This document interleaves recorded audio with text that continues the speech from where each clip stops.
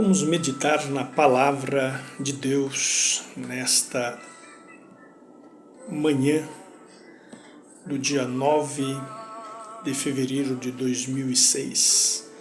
Neste momento, às 9 horas e 36 minutos, estamos para essa meditação na Palavra de Deus e peço que a tua atenção para que nós possamos juntos entender a Palavra de Deus na sua essência. E o tema que vamos meditar nesta manhã: existe uma nuvem de testemunha que está vendo, que está nos vendo. E a hora vai chegar que elas testemunharão sobre nós. Com base nesse tema, vamos meditar no livro da Carta de Paulo aos Romanos, capítulo 12, versículo 1, que diz: portanto nós também, pois que estamos rodeados de uma tão grande nuvem de testemunhas, deixemos todo o embaraço e o pecado que tão de perto nos rodeia e corramos com paciência a carreira que nos está proposta. Aqui está o versículo base inicial para meditarmos, baseado na Palavra de Deus, com esse tema. Existe uma nuvem, uma multidão de testemunhas sobre nós, que nos está vendo. Seja em qualquer circunstância, existem muitas testemunhas. E com base nesse versículo de Hebreus capítulo 12, versículo 1, afirma: portanto nós também, pois que estamos rodeados de uma tão grande nuvem de testemunhas. A introdução para esta mensagem, quero informar sobre este tema, que são quem são as testemunhas que estiveram no passado, estão no presente, que estiveram no passado e que no futuro vão estar sendo as testemunhas das nossas vidas. Portanto, ao pensar em testemunhas, vamos observar que temos várias no campo físico e espiritual. Vamos juntos estudar todas elas. Quem são as testemunhas? As testemunhas, em primeiro lugar nesta lista, vamos estudar os demônios, que são anjos caídos com o nome com Satanás, anjos caídos com Satanás, que são testemunhas.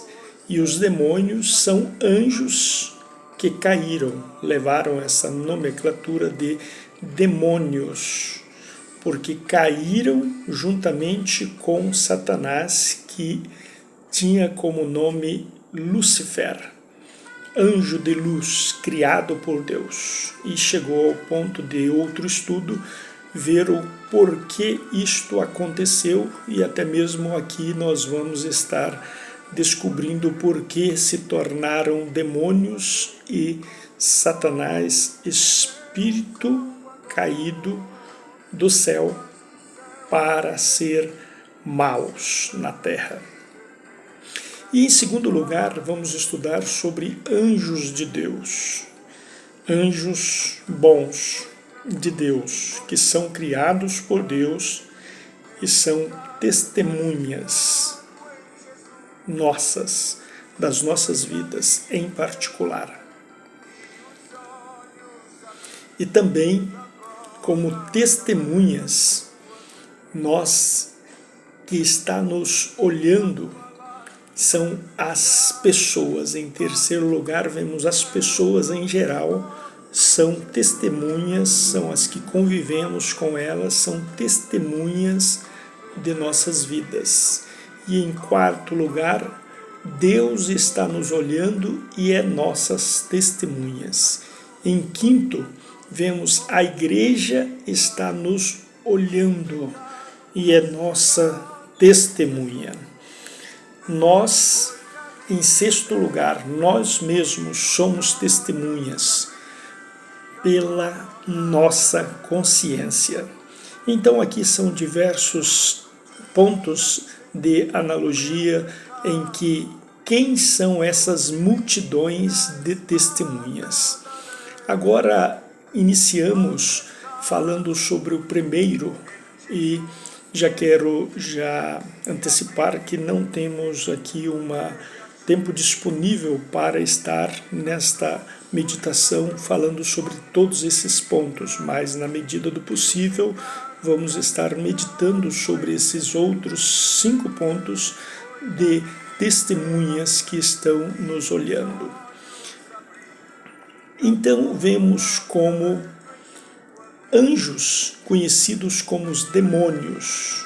Os anjos que caíram com Lucifer são conhecidos como anjos caídos, ou o mesmo que demônios, ou também em grande número de demônios é chamado de uma legião, que por rebeldia e orgulho seguiu Lucifer, que se tornou Satanás, em sua revolta contra Deus. Então, um dos motivos esclarecedores para nós que Lucifer se tornou um anjo mau a partir do momento da sua rebelião, da sua revolta contra Deus. Isto é, o livre-arbítrio que Deus criou a humanidade e até mesmo os anjos, resultando em uma expulsão do céu para a terra. Aonde foi lançado? Na terra. Quem eram esses anjos? Lucifer e Satanás. Originalmente, um querubim de grande beleza e glória, conhecido como Filho da Alva, ou Estrela da Manhã. Aqui que cobiçou o trono de Deus por extrema malignidade de si mesmo, uma questão que até é uma redundância, que é o mal, chamado orgulho. Aí está a principal causa de ter caído. Orgulho, o mal que leva desde anjos a humanos a caírem de suas posições, o chamado orgulho. Os que seguiram cerca de 1/3 dos anjos do céu, sugerido escrito ali no livro de Apocalipse, capítulo 12, versículo 4, e também como um bom entendimento para meditação, nós temos o versículo 7, 8 e 9, que vamos ler. Com a cauda ele arrastou do céu a 1/3 das estrelas e a jogou sobre a terra. Então aqui tem o entendimento dos anjos caídos juntamente com Satanás ou Lucifer.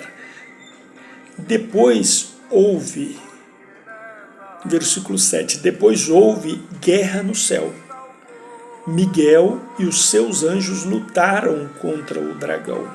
Então, Miguel, o anjo bom de Deus, Deus ordenou que Miguel lutasse para vencer. E Miguel lutou com os seus anjos. Miguel, um querubim, lutou com os seus anjos, anjos que estavam sob a liderança na hierarquia de Miguel, anjos de Deus, lutaram contra o dragão, que combateu junto com os seus anjos. Mas o dragão foi vencido. O dragão é a antiga serpente, é conhecido na Bíblia, descrito de diversas maneiras.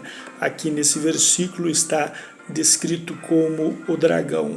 O dragão foi vencido no versículo 8, e por isso ele e os seus anjos não puderam mais ficar no céu. O enorme dragão foi lançado fora do céu. Ele é aquela velha cobra que Deus ordenou ali no Jardim do Éden, chamado Diabo ou Satanás, que leva todas as pessoas do mundo a pecar. Então, quem leva as pessoas a pecar? E no versículo 1 de Hebreus, a qual nós lemos, diz que nós temos que ter cuidado com o embaraço, com os embaraços e com o pecado. Então, quem leva a pecar?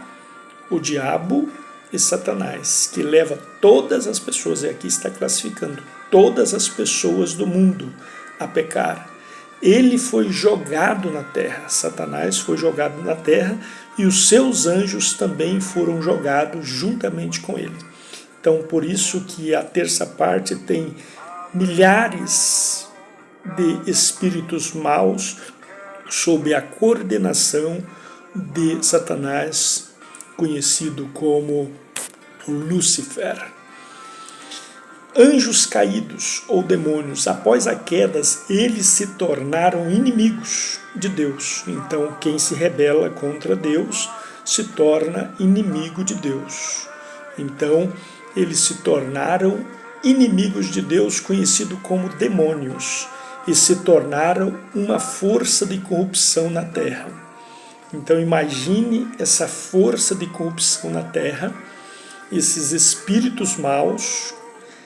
Agora, o homem criado por Deus, e ele é tudo que é de Deus, tudo que é criado por Deus, da vontade de Deus, ele é contra. Então, se uma pessoa com essa malignidade, ou no caso, espíritos malignos com essa malignidade, vai fazer pecar, vai fazer levar o homem à destruição eterna, o que já está preparado para o diabo e seus anjos, a prisão eterna, e isto levará muitos humanos a pecar e não se arrepender do seu pecado. Então, essas testemunhas, espírito, nós vamos ver como esses espíritos são testemunhas. A frase me leva consigo mais 7 espíritos, ele leva consigo mais 7 espíritos, é uma referência de uma passagem bíblica encontrada nos Evangelhos de Mateus, capítulo 12, versículo 43 a 45.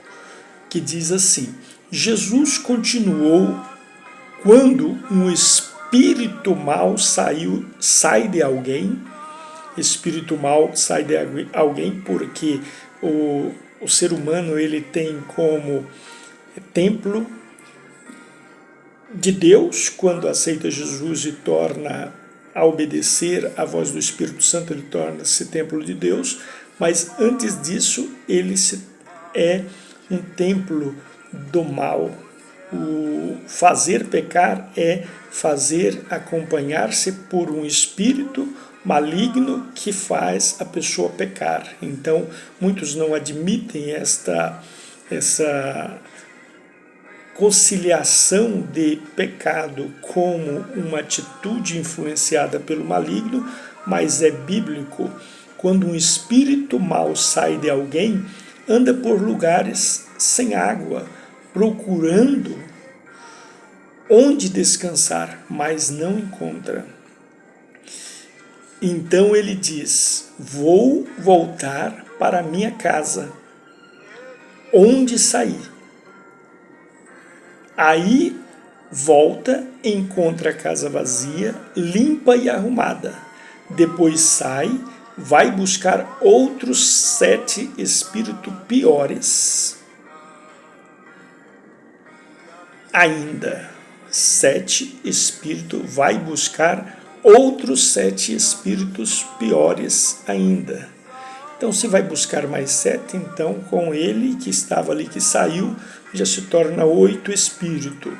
E todos ficaram morando ali. Assim, a situação daquela pessoa fica pior do que antes. E isso também acontecerá com esta gente má de hoje.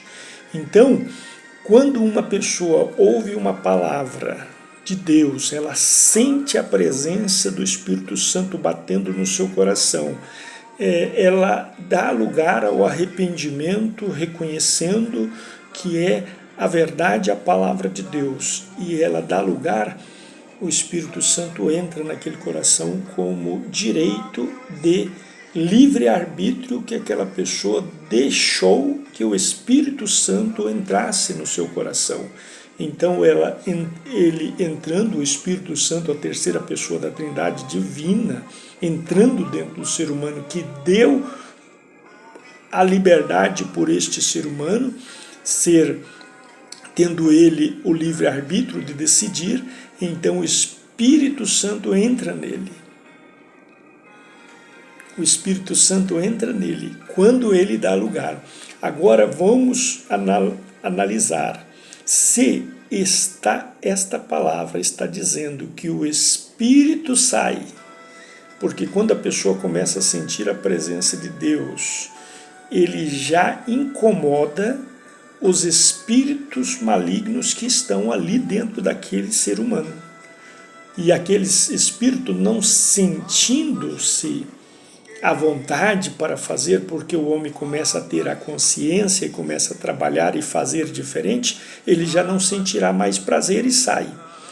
Estando esta pessoa livre desses espíritos, a casa dele ou ele em si está livre daqueles espíritos, mas ele não toma a decisão de aceitar a Jesus para que o Espírito Santo entre. É a partir da decisão que o Espírito Santo entra nesta pessoa e aí ocupa o lugar dos espíritos malignos que estavam ali perturbando e fazendo ele pecar. Mas se esta pessoa, o que acontece muito, a pessoa sabe que é verdade, consciente da verdade, mas não toma a decisão de servir a Deus genuinamente. Então os espíritos, esse espírito conforme nesta explicação bíblica, então os espíritos voltam ali porque não achou lugar, porque ele sentia prazer em estar naquele corpo, então ele volta para aquele corpo, para aquela pessoa e acha a casa limpa. Achando a casa limpa, não tem ninguém lá dentro. E ele pega e volta e chama mais 7 espíritos e o estado daquela pessoa se torna pior do que antes.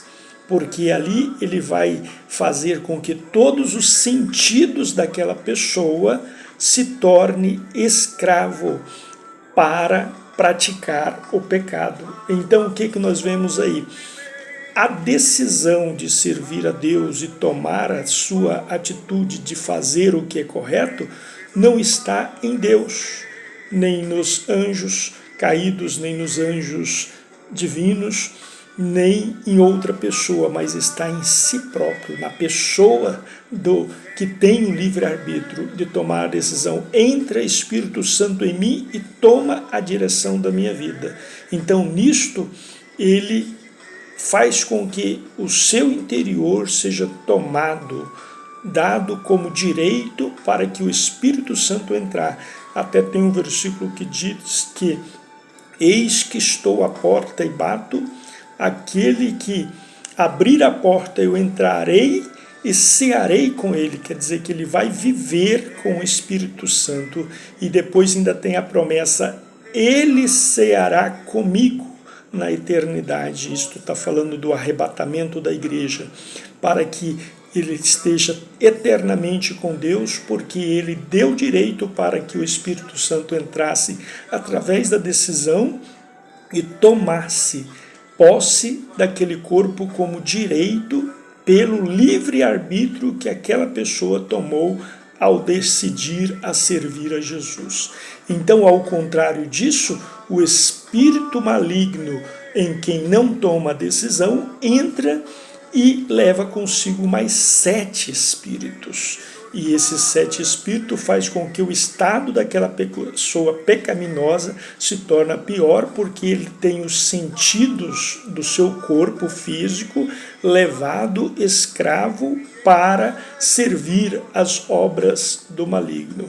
Então nós vemos que nessas passagens Jesus conta uma parábola que ilustra a condição espiritual de uma pessoa, ou pode ser de uma geração, de uma família, ou pode ser de um país que tem os seus moradores que não tome a decisão de ser o Senhor das suas vidas. Então muitos países estão vivendo uma miséria porque não tomou ou não toma a decisão de servir a Deus, porque a partir do momento que uma nação, uma pessoa, uma cidade toma a decisão de servir a Deus, os sentidos daquele país, daquela pessoa, daquele estado, daquela família, passa a ser dominado pelo Espírito de Deus, e aí vai ter paz, harmonia, saúde e muitas outras providências de Deus, como a prosperidade, a abundância, que é uma questão que é prometida para aqueles que querem servir a Deus. Jesus conta essa parábola para ilustrar, então, para uma geração que não preencheu o vazio, após se livrar de uma influência maligna. Então Jesus vem, manda uma pessoa, como por exemplo nesta mensagem aqui, creio que Deus está tocando no seu coração para que você não deixe nada vazio no seu interior, mas que você preencha com a palavra, preencha com oração, preencha com intercessão, preencha com consagração. Isto vai levar a você encher o teu interior e levá-lo a ter uma experiência com Deus. Então, após se livrar da influência maligna, nesse contexto dessa parábola, a parábola descreve a seguinte situação: um espírito imundo sai de uma pessoa, ele vagueia por lugares áridos procurando descanso, mas não encontra. Então o espírito decide voltar, o espírito maligno ele decide voltar à casa onde saiu, e essa pessoa, ao retornar, encontra a casa desocupada e varrida e arrumada, porque onde não há malignidade, a casa fica limpa, fica bem organizada. Isso indica que a pessoa se livrou do mal, mas não tomou a decisão de preencher com o bem. E Deus, ou o Espírito Santo, que é o bem da humanidade. Então o Espírito vai e leva consigo outros 7 espíritos piores do que ele, e entram e passa a habitar ali. Então é uma reafirmação daquilo que você ouviu, que você não deve nem ser deixado levado pelo inimigo, ou quando ouve uma palavra que recebe o incômodo no seu interior, esses espíritos saem, e é a oportunidade que você tem. Eu vou abraçar agora. E a condição final da pessoa fica pior do que a primeira, se ela não tomar essa decisão. Então, o significado espiritual da mensagem central desta parábola é um aviso sobre a importância de preencher o vazio espiritual. Não apenas expulsar o mal ou abandonar hábitos ruins, é crucial ocupar esse espaço com a palavra de Deus, obediência a uma vida de retidão, para evitar que essa situação seja pior e se instale na sua vida. Mas eu creio neste momento, e você pode orar comigo tomando essa decisão, que você jamais deixará uma casa vazia, pronta para que o inimigo entre na sua vida, tendo o direito, porque você não tomou a decisão, mas você vai tomar a decisão, e eu creio neste momento. Oremos neste momento. Senhor meu Deus, meu Pai, eu rogo que a Tua bondade, Senhor, seja conosco e que tenhamos, Senhor meu Deus, a experiência, meu Pai, de ter a comunhão, Senhor meu Deus, com o Teu Espírito Santo, de fazer com que todas estas coisas que foram faladas, essas instruções, levem o homem a ter uma decisão de Te servir, ó Pai, em nome de Jesus. Amém.